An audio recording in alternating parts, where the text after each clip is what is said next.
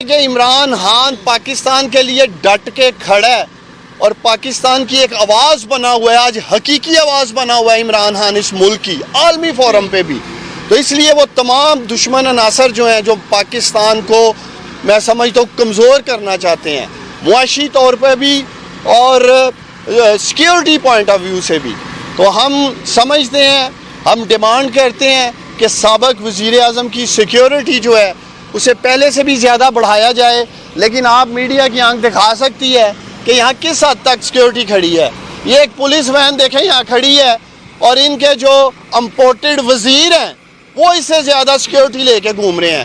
مریم نواز جس کے پاس کوئی حکومتی عہدہ نہیں ہے، سرٹیفائیڈ چور ہیں، سرٹیفائیڈ وہ جھوٹی ہیں، ان کو دیکھیں کتنی سیکیورٹی دی ہوئی ہے.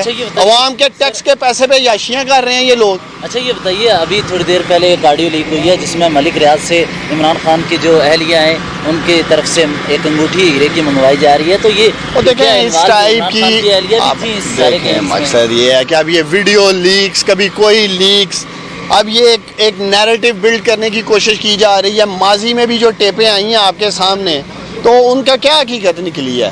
تو اس لیے یہ ٹیپ ایکسپرٹس ہیں، خاص طور پہ یہ جھوٹی مریم نواز جو ہے یہ تو آن ریکارڈ کہہ چکی ہے جی میرے پاس مختلف ٹیپس ہیں، ہم ٹیپیں بناتے ہیں. اور میں سمجھتا ہوں کہ ان کا ویڈیو ٹیپس کا ہی کاروبار ہے.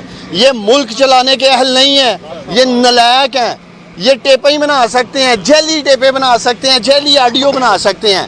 ان کی یہی اہلیت ہے، ان کی کوئی کمپیٹنس نہیں کہ یہ ملک چلا سکے. اور یہی وجہ ہے کہ 8 ہفتوں میں انہوں نے پاکستان کا دیوالیہ کر کے رکھ دیا ہے، مقروض کر کے رکھ دیا ہے. مہنگائی جو ہے وہ آسمانوں کو چھو رہی ہے.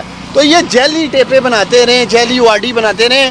قوم جو ہے وہ انتظار کر رہی ہے کہ کب عمران خان دوبارہ انہیں حقیقی آزادی مارچ کی کال دیتا ہے.